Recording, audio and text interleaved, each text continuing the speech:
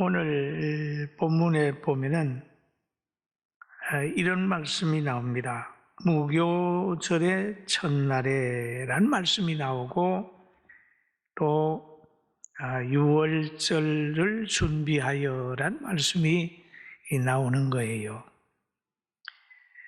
그러면 유월절, 무교절이 유월절이고 유월절이 무교절이란 말이에요. 그런데 왜 예수님은 이 유월절을 귀하게 여겼었을까요? 이 날은 바로 이스라엘 백성들이 애굽에서 나온 날이기 때문에 귀하게 여기는 거죠. 그런데 예수님은 바로 애굽에서 나온 날 그 저녁에 죽었던 어린 양, 그 양의 사역을 예수님이 하시기 위해서 오셨단 말이에요. 여러분, 이스라엘 백성이 애굽에 살면서 모든 걸 다 뺏겼어요. 자녀를 낳아서 키울 수 있는 자유도 없었어요. 문화와 신앙과 생리적 현상, 모세가 태어났을 때에 그 왕이 갖다 버리라고 그래요. 죽이라고 그럴 정도로 아주 강하게 박해를 했어요. 그런 곳에 사는 이스라엘 백성이 탄식하는 거죠. 하나님, 우리에게도 독립을 주세요, 자유를 주세요 했어요. 그럴 때 하나님께서 모세를 이제 왕궁에서 키워서 광야에 보내가지고 40년 훈련시킨 다음에 80세에 다시 애굽으로 들어 보내가지고 이스라엘 백성을 해방시키는 거예요.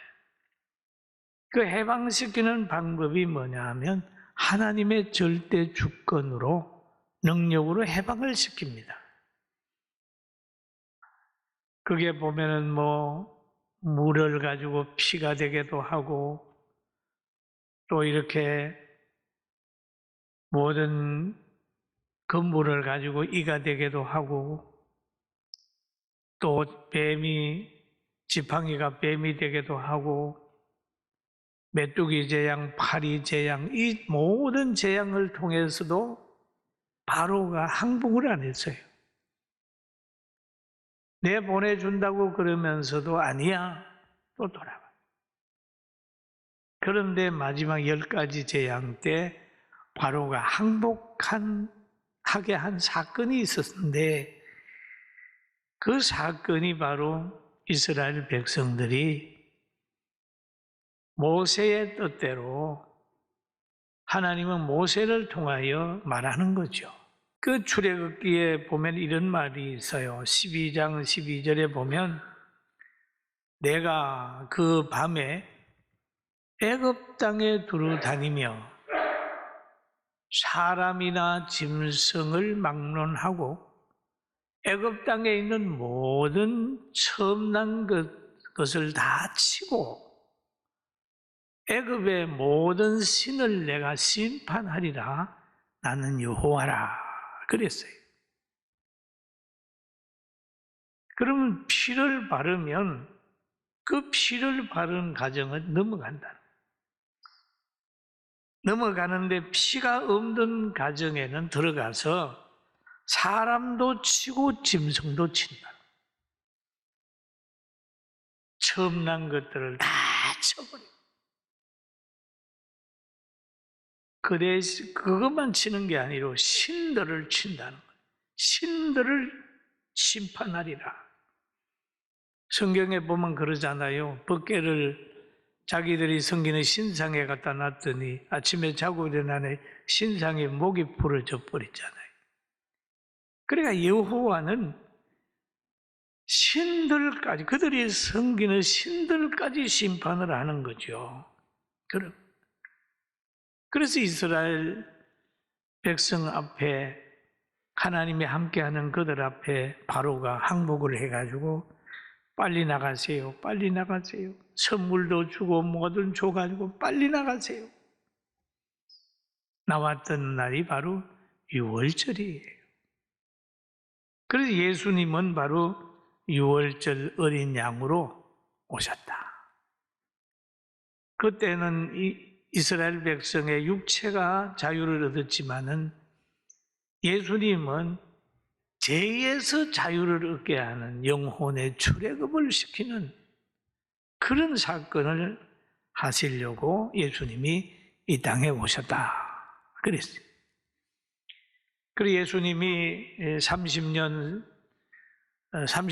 생활하는 중에 30년은 가정에 생활했다면 3년 동안은 공생의 시작을 합니다.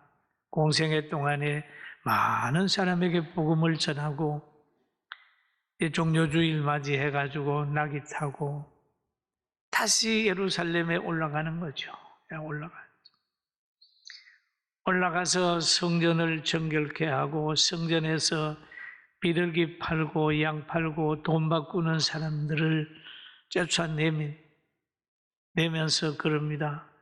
내 집은 만민이 기도하는 집인데 너희들이 어떻게 하여 강도의 소굴을 만들었느냐고 야단을 치는 거예요. 이렇게 되니까 당시의 교권주의자들이었던 제사장과 장로들이 화가 났다. 그래가지고 어떻게 하면 이 예수님을 죽일까라는 생각을 하는 거예요. 그래서 오늘 본문에 보면 그 말이 있어요. 그때의 제사장들과 백성의 장로들이 가야파라고 하는 대제사장의 간정에 모여 예수를 흉기로 잡아 죽이려고 의논하되. 여러분, 하나님 앞에 특별히 은혜 받은 축복받은 대제사장과 장로들이 하나님의 아들 예수를 죽일 계획을 가지고 있단 말이에요. 앞으로 지금까지 우리 선배들이 많이 기억을 했어요. 성경에도 기록되어 있잖아요. 주님 오시는 날까지 이 여인의 선행은 길이길이 전파될 겁니다. 할렐루야. 이 여인의 선행이 이루어지는 그때에 실패자가 한 사람이 나오는데 가까이에 따라다녔던 가룟 유다는 실패를 하고 있어요. 예수님을 보면서 하나님의 아들로 보는 것이 아니라 랍비로 보는 거예요.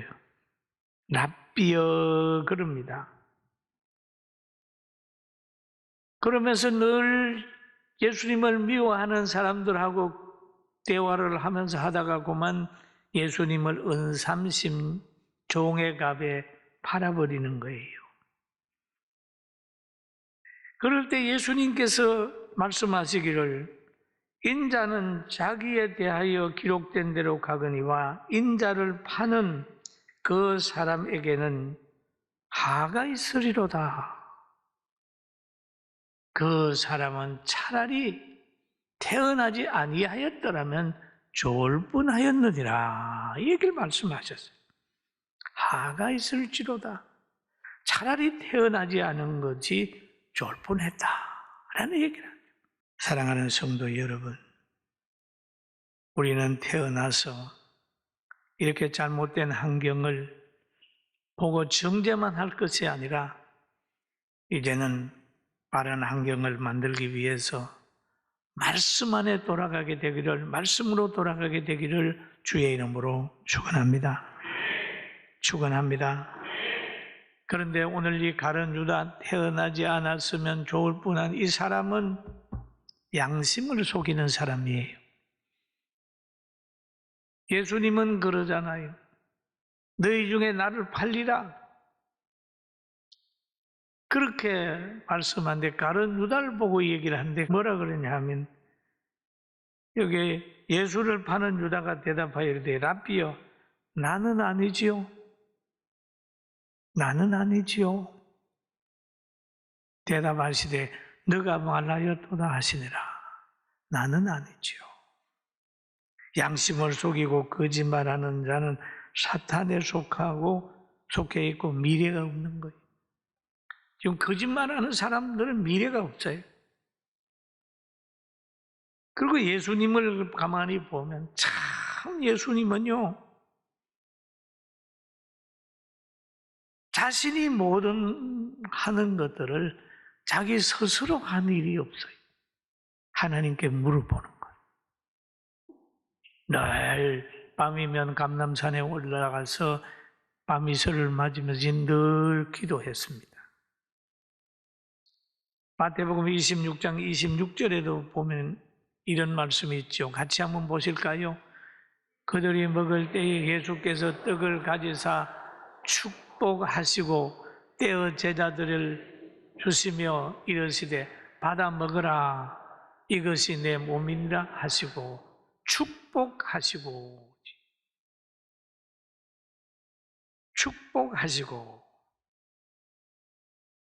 이것도 자기가 해서 내가 줄게 이거 먹어 그러는데 축복하시고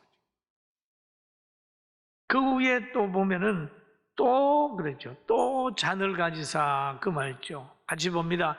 또 잔을 가지사 감사 기도하시고 누구게 하나님께 하는 거죠. 감사 기도하시고 그들에게 주시며 이르시되 너희가 다 이것을 마시라. 예수님의 일거일동은 늘 하나님과 연결이 됐어요. 그러면서 하신 말씀, 이것은 내 몸이니라 하라는 말이죠. 몸이니라. 온전한 희생이에요. 살과 피를 주심도 오직 아버지의 뜻대로 제자들에게 준 겁니다. 악인과 선인에게는 구원받은 환경을 예수님은 늘 제공했습니다. 그리고 자신을 주셨어요. 자신을 위해서 남을 먹은 게 아니고 남을 해한 게 아니고 늘 다른 사람의 구원을 위해서 자기를 희생한 거잖아요. 어떤 사람은 자기의 명예를 위해서, 유익을 위해서, 권력을 위해서 다른 사람을 희생시키고 밟고 올라서면서 뭔가 하려고 하지만 예수님은 자신을 주시면서 너무 중요한 거죠. 또 예수님께서 요한복음 12장 24절에 보니까 내가 진실로 너희에게 이르노니 하늘의 밀이 땅에 떨어져 죽지 아니하면 하늘 그대로 있고 죽으면 많은 열매를 맺는다라는 말씀을 하셨어요. 예수님께서 하늘의 밀알이 되어 주셨어요. 그리고 예수님은 썩어 주셨어요.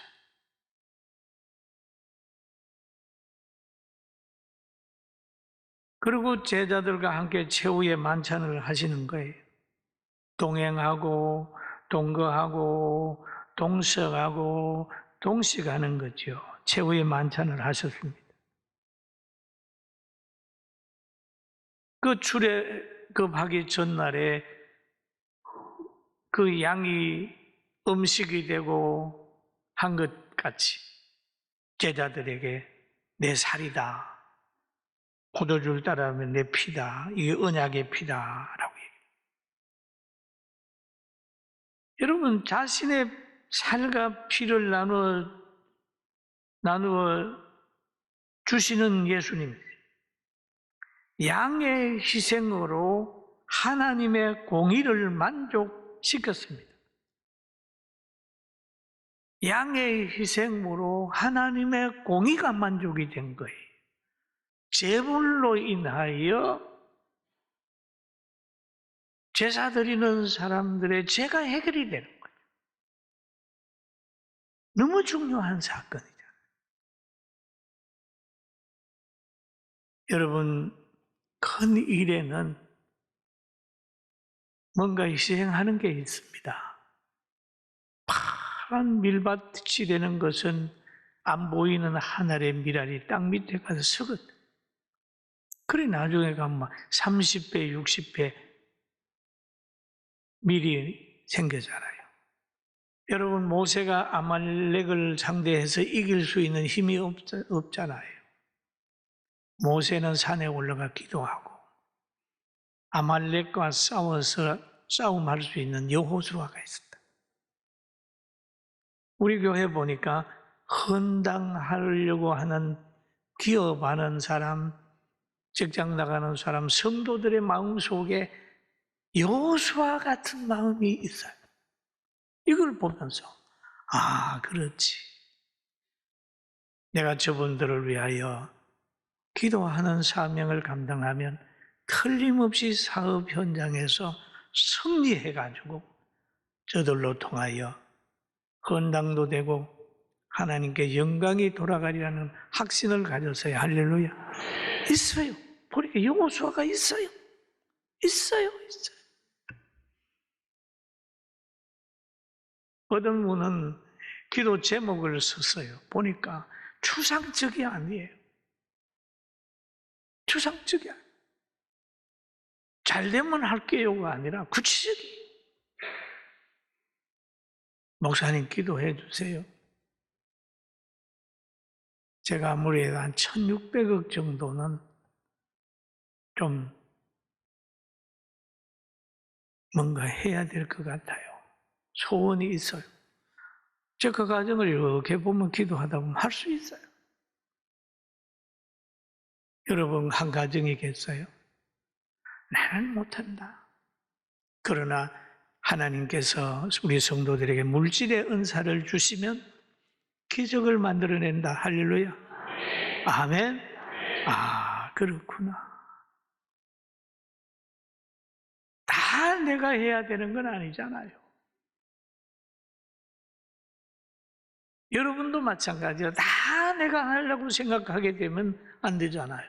가정에 아내가 해야 될 거 있고 남편이 해야 될 거 있고 자녀가 해야 될 것이 있고 여러분 애국을 하는데도 같이 하는 거예요. 같이 다.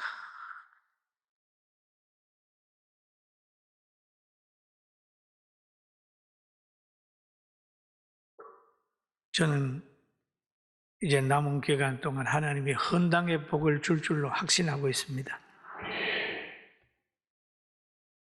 그리고 우리는 신앙생활하면서 세상의 풍조에 밀려가면 안 됩니다. 그리고 예수님을 보면은 십자가상에서 예수님 대화를 하셨어요. 좌우에 강도가 있었거든. 그런데 옆에 있는 강도가 그러는 거예요. 예수님, 참 그 예수님을 하나님의 아들로 고백을 하는 거예요. 예수님을 조롱하는 사람을 보면서 너는 너 죄로 심판을 받지만은 저분은 무슨 죄가 있냐? 예수님을 편들고 바른 믿음을 가지는 그를 향해서 예수님은 오늘 너는 나와 함께 낙원에 있으리라. 여러분, 제일 무서운 것이 뭔지 압니까?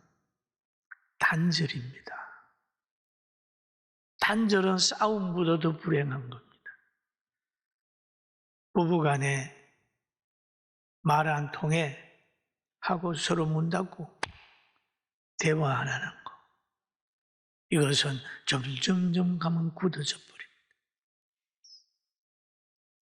여러분, 오늘부터 단절의 담을 걸고 싸워도 만나서 깊은 대화를 하면서 환경을 거룩하게 만들어가게 되길 주의 이름으로 축원합니다. 축원합니다. 하나님 말씀의 기준만 가지고 있으면요, 누구를 만나도 변함이 없어요. 변질되지 않아요. 반석 위에 집을 지으면 홍수가 나도 문제가 없는 것처럼 말씀에만 바로 서요. 그러면 돼요. 세상이 아무리 약해도 하나님의 말씀을 가진 사람은 넘어뜨릴 수가 없어요. 예수님께서 보면은 그 위에서도, 십자가 위에서도 그랬잖아요. 목마르다 엘리 엘리 라마 사박다니, 하나님 왜 나를 버리십니까? 오늘 너는 나와 함께 낙원에 있으리라. 여자여 아들입니다. 다 이루었다. 그 예수님께서 강단 십자가 위에서도 그 7마디가 지금도 많은 사람들이 마음에 새기고 있어요. 지금은 우리가 혼돈의 시대라고 얘기를 합니다. 누가 애국자며 누가 대한민국을 위하는 자입니까? 많은 사람들이 물어보는 거예요. 목사님, 요즘에 나라에 피해를 주는 어떤 사람이 많다고 그러는데 그 사람들을 어떻게 분별을 하지요? 물어보는 사람도 있어요. 자유를 없이 하고 거짓말을 잘 하거든. 그 사람은 가까이 할 사람이 아니다. 그렇게 얘기를 하니까 내 주위에도 그런 사람 좀 있는데요. 있으면 전도해라. 전도합시다. 아멘? 그 정도 분별은 돼야 되지. 그것도 분별이 안 돼가지고 여기 와주려고 저기 와주려고. 이 논리적으로 혼돈이 와 있는, 교계도 이게 혼돈이 와 있고 세상에도 혼돈이 와 있고. 여러분, 분명한 가치를 가지고 오늘 성찬 떼고 난 후에 여러분 사업을 하든지 가정생활을 하든지 뭘 하든지 대화도 하고 똑바로 서서 어려움을 극복하고 인생의 승리자가 되기를 주의 이름으로 축원합니다. 아멘. 이런 분명한 가치관이 우리 교회는 있잖아요. 생각을 해보세요.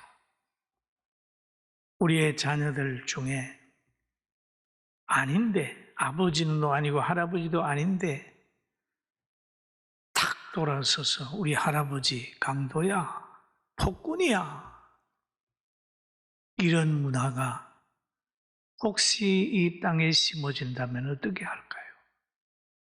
우리는 성교원도 하고 대안학교도 하고 여러 가지 하는 이유는 바로 여러분 우리 복되게 하는 것이고, 무슨 일을 하든지 승리하는 여러분 될 줄로 믿습니다.